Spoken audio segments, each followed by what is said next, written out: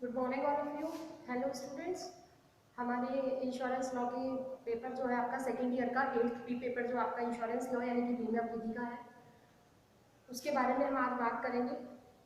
Insurance law से related जो एक तो इसका evolution and origin development in India, इसका इवोल्यूशन कैसे हुआ, दुनिया में कैसे हुआ और भारत में कैसे हुआ, इसके बारे में मैंने आपको एक कंटेंट भेजा था, उसमें इंक्लूड है।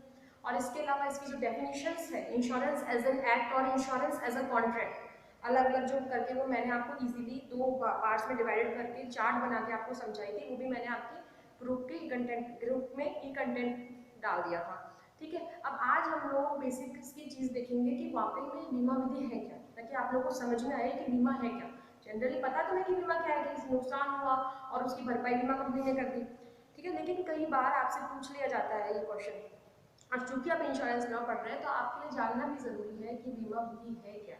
ठीक है, बीमा क्या होता है, इंश्योरेंस कंपनी कौन होती है, इंश्योर्ड कौन होता है, इंश्योरर कौन होता है, ये सारी चीजें जो बेसिक टर्म्स है ये जानना आपके लिए बहुत जरूरी है। ठीक है, तो आइए शुरू करते हैं हमारी क्लास। सबसे पहले हम बात करेंगे मीनिंग ऑफ इंश्योरेंस की, बीमा के अर्थ के बारे में कि बीमा होता क्या है, जिसमें हम सबसे पहले डिस्कस करेंगे व्हाट इज इंश्योरेंस, बीमा क्या है। मतलब जनरली तो हमें पता है, लेकिन व्यवहारिक रूप में वास्तव में बीमा क्या है, हम कैसे समझा सकते हैं किसी को। ठीक है ना, तो ये समझना हमारे लिए जरूरी है। पहले मैं यहाँ लिखी हुई डेफिनेशन रीड आउट करती हूँ, देन उसके बाद मैं आपको समझाऊंगी एक बार।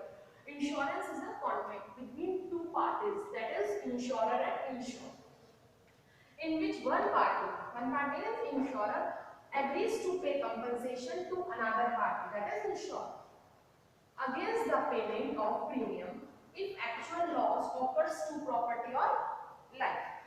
देखिए, ये इंश्योरेंस क्या है, insurance is a contract. Insurance क्या है, एक संविदा है। सबसे पहले तो ये चीज ध्यान रख लो, इंश्योरेंस क्या है, एक संविदा है बिटवीन टू पार्टीज, किनके बीच में है, दो पक्षकारों के बीच में। ठीक है, तो हमारे सामने क्या आया कि बीमा इज अ, जो इंश्योरेंस है आपका, insurance is a form of contract. ठीक है ना, हालांकि अलग है लेकिन फिर भी किसकी फॉर्म है, संविदा की ही फॉर्म है। तो बी इंश्योरेंस क्या है आपका, एक संविदा है एक प्रकार की, दो पक्षकारों के बीच में। और वो दो पार्टीज कौन है आपकी, पहला तो है insurance, insurance means insurance company, अभी आगे हम देखेंगे। और दूसरी पार्टी कौन सी है, इंश्योर्ड यानी कि बीमित। तो ये तो कौन हुआ, इंश्योरर आपका बीमाकर्ता, और ये इंश्योर्ड कौन है, बीमित।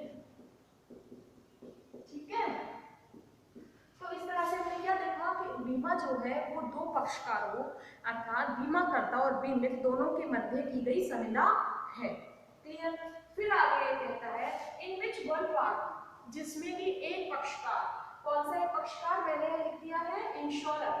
इंश्योरर मतलब इंश्योरेंस कंपनी, जिसमें कि एक पक्षकार एग्रीज टू पे कंपनसेशन, क्षतिपूर्ति करने के लिए एग्री होता है, सहमत होता है, to another party means insured, जिसमें कि एक पक्षकार दूसरे पक्षकार की क्षतिपूर्ति करने के लिए सहमति देता है।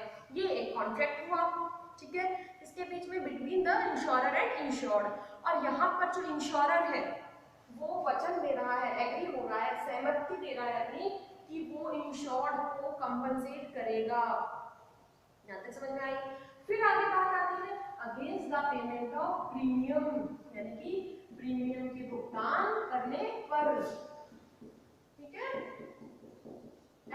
वो एग्री तो होता है, लेकिन एग्री कब होता है कि जब इंश्योर्ड जो है बीमित व्यक्ति उसे प्रीमियम का भुगतान करता करेगा, तब वो उसका कंपनसेशन करेगा। आगे कहते हैं इफ एक्चुअल लॉस मतलब वास्तविक हानि या वास्तविक क्षति, if actual loss occurs to property और लाइफ, कब करेगा कंपनसेशन, कंपनसेट कब करेगा, क्षतिपूर्ति कब करेगी इंश्योरेंस कंपनी, जब उसकी प्रॉपर्टी को या उसकी लाइफ को एक्चुअल लॉस को वास्तविक क्षति उत्पन्न हुई।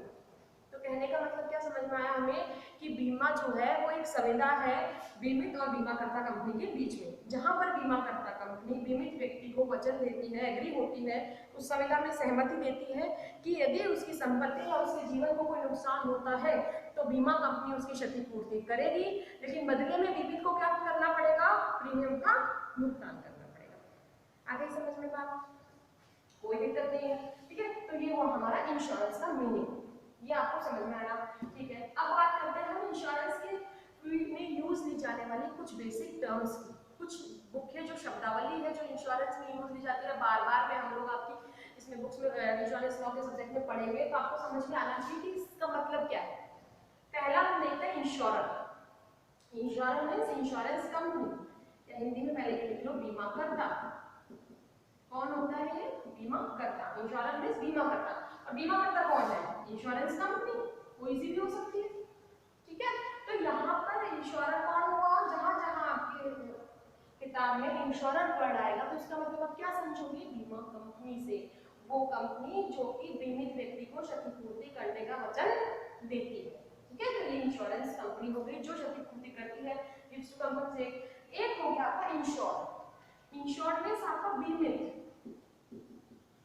या फिर आप इसे पॉलिसी होल्डर भी कह सकते हैं, इजी।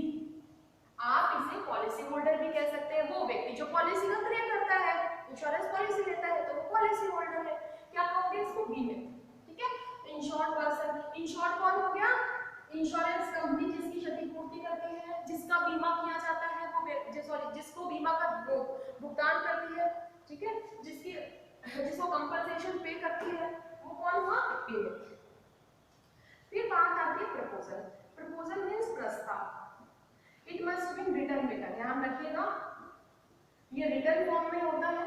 प्रपोजल जो होगा, प्रस्ताव होगा, वो एक लिखित प्रारूप में होगा। ये प्रस्ताव किसके द्वारा किया जाता है? बीमित के द्वारा किया जाता है, बीमा कंपनी को। कौन करता है इस प्रस्ताव को? इंश्योर करता है। किसको करता है? इंश्योरेंस कंपनी को। क्या कि भाई आप मेरी इस सब्जेक्ट मैटर पढ़ेंगे हम, आप मेरी इस विषय वस्तु का बीमा करिए। अब देखिए प्रपोजल कर रहा है बीमित, जो बीमा करवाना चाहता है। अब बीमा कंपनी के ऊपर डिपेंड करता है कि वो उसका ये प्रपोजल एक्सेप्ट भी कर सकती है या फिर रिजेक्ट भी कर सकती है। क्लियर हुई बात? तो प्रपोजल कौन करता है यहाँ पर इंश्योरेंस कॉन्ट्रैक्ट में? जो बीमा करवाना चाहता है, ठीक है। फिर आगे बात आई premium. Premium means sum of amount, है ना, which paid through instalments timely, time to time, ठीक है। तो प्रीमियम क्या हुआ? वो राशि हुई, भुगतान किए जाने की वो राशि हुई जो बीमित द्वारा बीमा कंपनी को, कौन करता है? बीमित करता है। किसको करता है? बीमा कंपनी को। जो बीमित द्वारा बीमा कंपनी को समय समय पर चुकाई जाती है, पीरियोडिकली जो इंस्टॉलमेंट्स होती है, किस्तों के रूप में जो होती है, निर्धारित समयावधि पे जो चुकाई जाती है, वो होता है प्रीमियम। नाम तो बड़ा प्रीमियम का भुगतान करेगा ना, ठीक है। Next subject matter. Subject matter means विषय वस्तु। सब्जेक्ट मैटर क्या हुआ यहाँ इंश्योरेंस कॉन्ट्रैक्ट में? Thing which is insured. भाई वो वस्तु जिसका कि बीमा कराया गया है, वो क्या है? Subject matter. अब ये सब्जेक्ट मैटर भी अलग अलग हो सकते हैं, अलग अलग इंश्योरेंस पॉलिसी में। देखिए कैसे अलग हो सकते हैं। जैसे हम अगर इंश्योरेंस की बात करते हैं, थोड़ा सा ये टाइप्स ऑफ इंश्योरेंस थोड़ा सा एक बार समझने के लिए आप देखो, जैसे इसके टॉपिक में तो हम बात करेंगे, थोड़ा सा यहाँ इसके लिए जरूरी है। देखिए लाइफ इंश्योरेंस, एक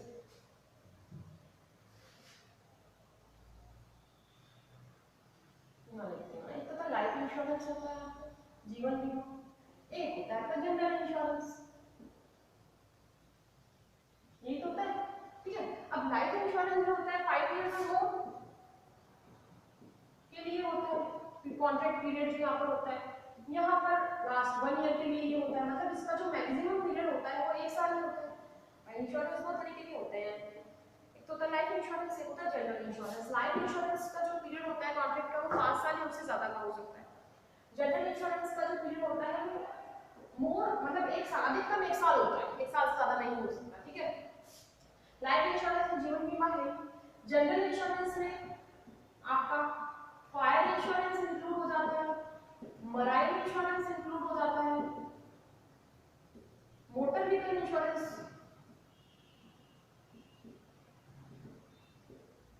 एक्सेट्रा। देखिए जनरल इंश्योरेंस यानी कि सामान्य बीमा में अग्नि बीमा भी शामिल होता है, सामुद्रिक बीमा भी शामिल होता है, परिवहन बीमा भी शामिल होता है, अन्य कई प्रकार के मेडिक्लेम लाइक अन्य कई प्रकार के बीमा जनरल इंश्योरेंस में शामिल जाते हैं। तो कहने का मतलब ये है, जैसे लाइफ इंश्योरेंस की बात अगर हम करें तो लाइफ इंश्योरेंस के मैटर में सब्जेक्ट मैटर क्या होगा, अगर आपने लाइफ इंश्योरेंस करवाया तो वहां सब्जेक्ट मैटर क्या होगा, लाइफ। क्या होगा, लाइफ, ठीक है ना।